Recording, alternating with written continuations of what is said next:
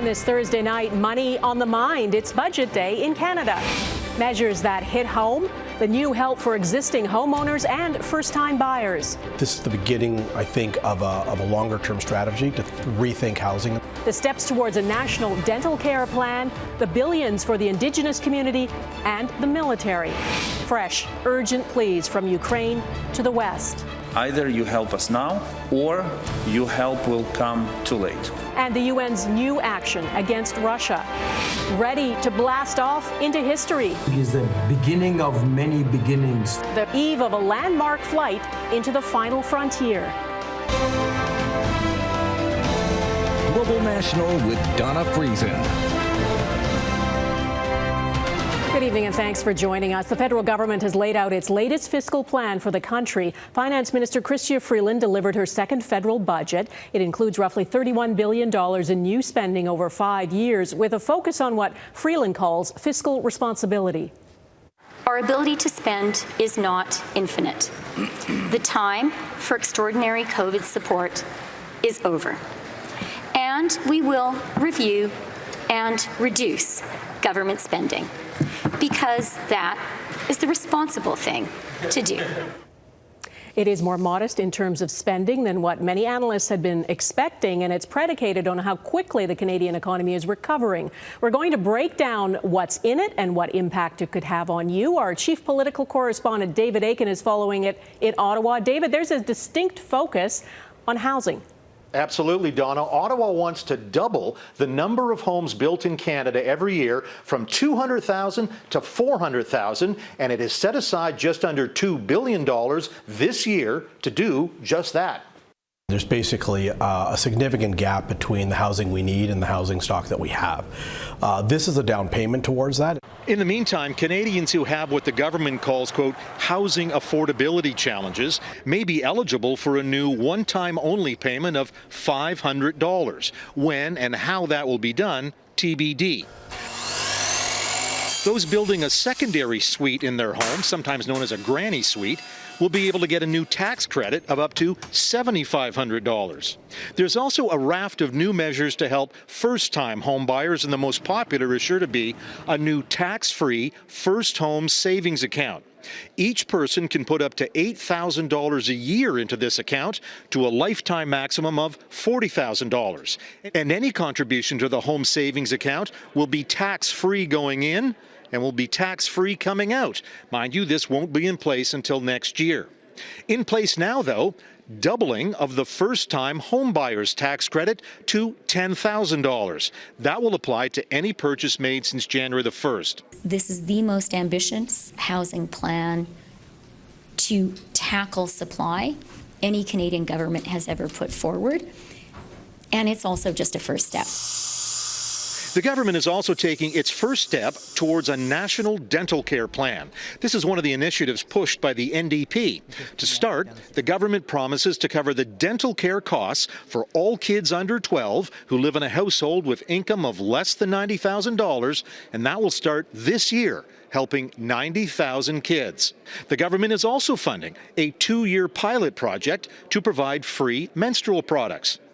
And while this budget keeps an eye on job growth and fighting climate change with smaller incremental programs, there is relatively significant spending on Indigenous programs, an extra $2.5 billion this year, including $650 million on housing and $460 million on health care in Indigenous communities. I think it's a prudent budget. It's a modest budget, and I think it's consistent with the uncertainty that Canada's facing. Now, the bottom line to all of the budget measures is that they add up to net new spending this year of just $7.5 billion, and that is on a budget of $450 billion. So not a lot of new red ink. Now, the deficit right now is going to be about 2% of GDP, and it's going to shrink all the way down to less than 0.5% of GDP by 2027. Donna? Okay, David Akin in Ottawa, thank you. There were high expectations for a boost in defense spending, especially given the aggression from Russia and nuclear power, and given the world is at this high stakes moment. More money is being injected into the Canadian forces over the next 5 years, but as Abigail Bimman explains, it's not enough to meet what our allies expect.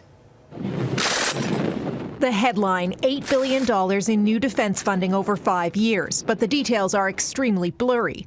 $6.1 billion comes with a major focus on North American defense and modernizing NORAD, a pledge to continue with NATO commitments in Europe, and a major defense policy review to determine what Canada's military needs to be able to do in a changing world. This budget will help provide the fiscal and physical firepower we need to meet any threat. For them to now allocate $8 billion spread over 5 years is embarrassing. It is shameful. They're not even replacing the money that they wouldn't allow to be spent since they took office. A senior government source says the lack of clarity is because more work needs to be done with allies, and Canada doesn't want all its cards on the table. Well, I think it's predicated on the review. And I think how this money is going to roll out probably is going to be a result of that work done at the front end. It's probably the right way to do it. The big question, of course, will Canada get close to the 2% of GDP spending target set by NATO? It won't. In 5 years, Canada will hit 1.5%. It sends a very different and much less forceful message to our allies, as well as adversaries, about how committed we are. The new money means the Department of National Defence's budget will climb from about $25 billion in 2021-22 to more than $40 billion in 5 years. There are some specifics over the next 5 years: $245 million to support culture change, including modernizing the military justice system. Nearly $1 billion for Ukraine, including $500 million in the first year for military aid. Government's planning to spend that kind of money on equipping Ukraine.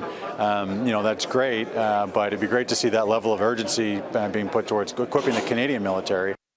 The government says Canada has now announced more than $1.2 billion in direct aid to Ukraine and up to $1.6 billion in loans. And in the same chapter, the budget promises to clarify the foreign affairs minister's ability to seize, forfeit, and dispose of assets held by those sanctioned. Think Russian oligarchs. Donna?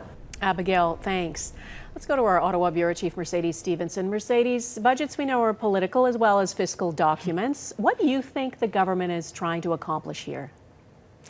Well, Donna, the government is sending a message of fiscal restraint, which is different from what we've seen over the past 2 years with COVID. But now that COVID has not wrapped up clearly, but the need for emergency government supports is no longer there, we're seeing them revert to pre-COVID spending levels while still trying to maintain a lot of competing priorities in what is a highly, at times, unstable international system with what's happening with Russia attacking Ukraine. There have also been supply-side shocks to the economy as a result of COVID. So the government has to find a way to spend on some big priority items that have meaning for people's lives. That's things like inflation and housing. And while there's not a lot they can do about the supply chain problems contributing to that inflation, they can offer people something that they're looking forward to in that housing promise. Of course, whether or not it comes through, we'll have to wait and see. Mercedes, as you say, the finance minister framing this as a fiscally responsible budget. How are the opposition Conservatives reacting? So the opposition disagree with that analysis, which is interesting because there's some similar things in this budget to their platform, although it's very different than what a Conservative budget would look like. Take a listen to what Candice Bergen, the interim leader of the Conservative Party, had to say. Justin Trudeau is basically taking money that he's been collecting from Canadians who are suffering because of inflation, and he's using it to pay for the promises that he made to the NDP, and in turn, they're going to prop him up. Donna, the NDP will support this budget. There's still a lot of big spending items to come. Things like pharmacare that didn't make it into this budget, in part because the government is trying to balance the situation where they could see a change in the economy quickly. So those things are still coming down the track potentially. But for this year, the government taking an unexpectedly more restrained fiscal approach than a lot of analysts were expecting. All right, Mercedes, thank you. After a break, I'll talk to Chrystia Freeland about the budget, who she was thinking about when she crafted it, and whether Canada is doing enough to help Ukraine. Stay with us.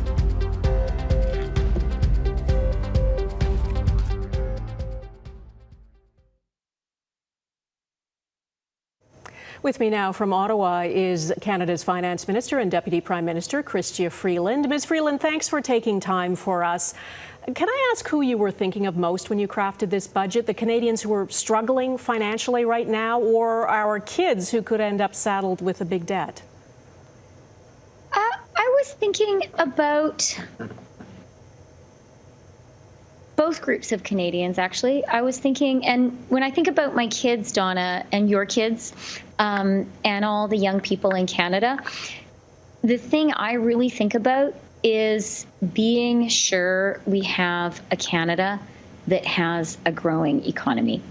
That, to me, is the single most important job all of us as a government, all of us as parents have. Because, you know, I think about my own parents and my grandparents, and each past generation of Canadians has been able to watch this wonderful thing happen, which is their kids be more prosperous than they were. That's the story of my family. I'm sure it's the story of yours. And I think we want that to be the story of our children. And to do that, there's a lot of work we have to do now. And that is definitely something that is in this budget. That's where the housing part of the budget is very much focused. And yes, that's where the fiscal responsibility in the budget is focused too.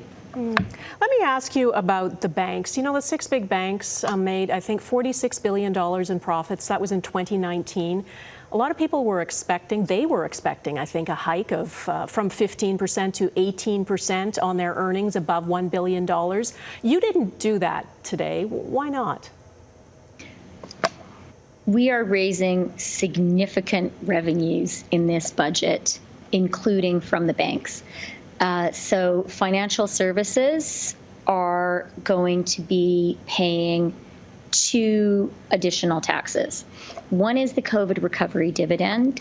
It's a 15% tax on financial services after the first billion for 2021, because that was a moment when the federal government spent a lot of money to backstop the Canadian economy. And we think that it's fair to ask those institutions that were supported by that backstop to help us pay off that debt.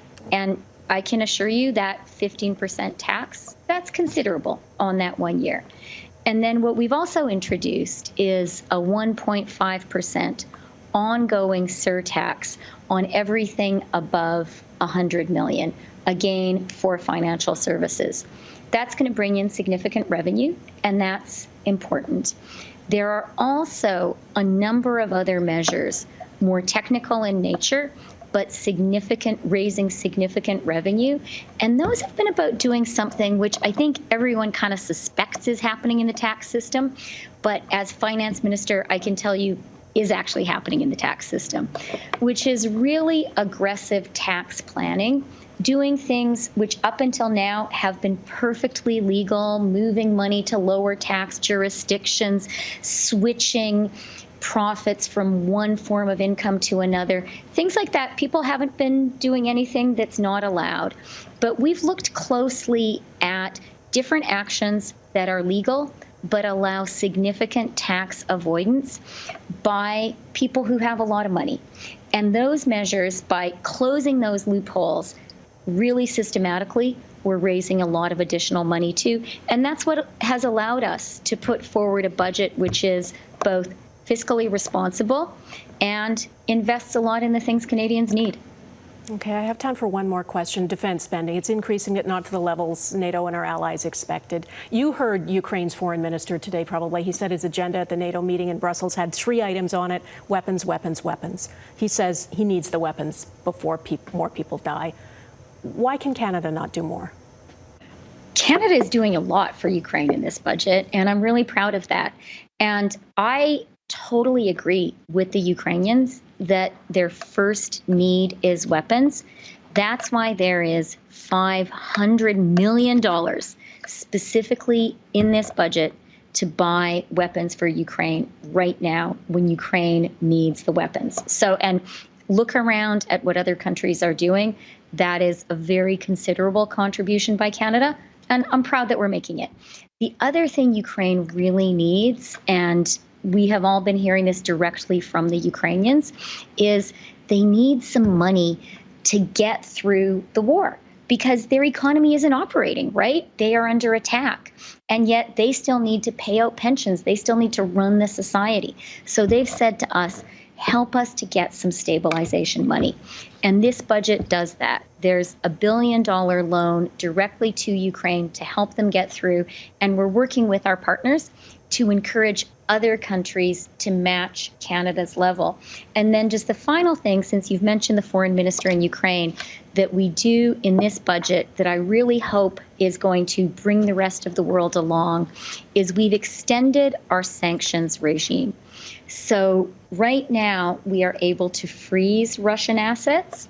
With this budget, we're extending the authorities to be able to seize them. And the idea is that those seized Russian assets can go into a fund to help rebuild Ukraine. We're talking with our partners to encourage them to do the same thing, because there have been billions and billions and billions of dollars worth of damage. And I can't think of a more appropriate thing than for seized Russian assets to rebuild that brave country. Finance Minister Chrystia Freeland, thank you. Pleading for immediate help coming up, what Ukraine wants from the West before it's too late.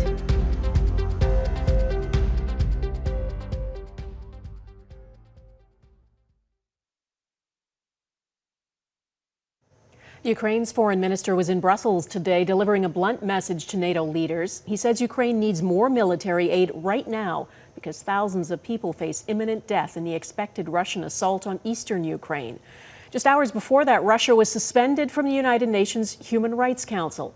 Crystal Gamansing reported in a warning her story contains disturbing images.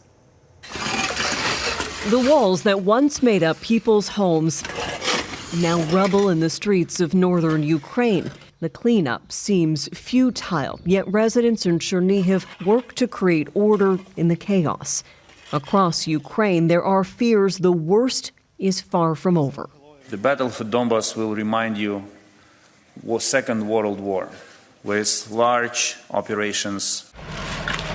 The Donbass in the eastern region of Ukraine is where there have been bursts of fighting since 2014. Russia recognizes breakaway areas in that region as independent states.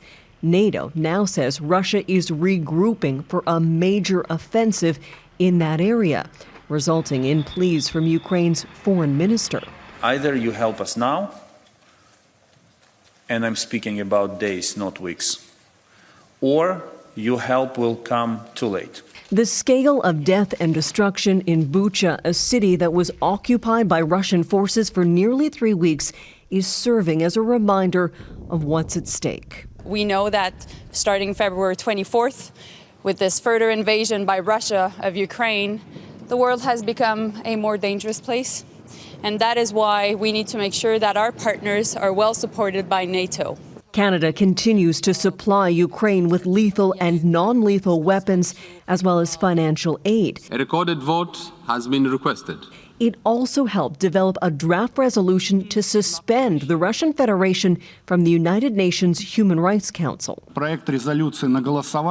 We reject the untruthful allegations against us, said the Russian Deputy UN Ambassador ahead of the vote.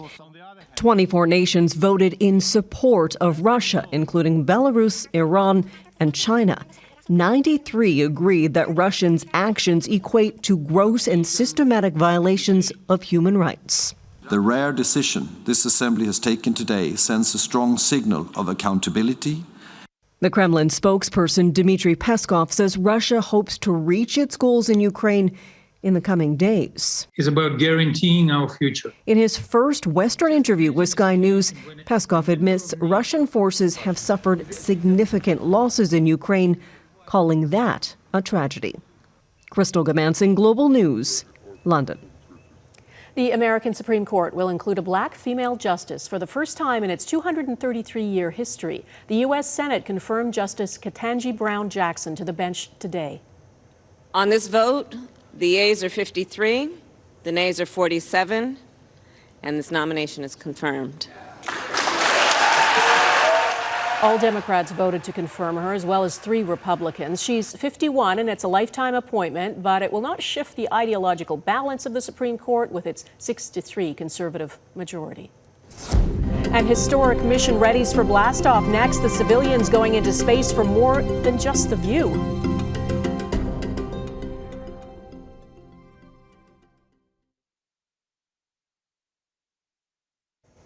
Not everyone in Canada is struggling financially. There are people who are extremely wealthy.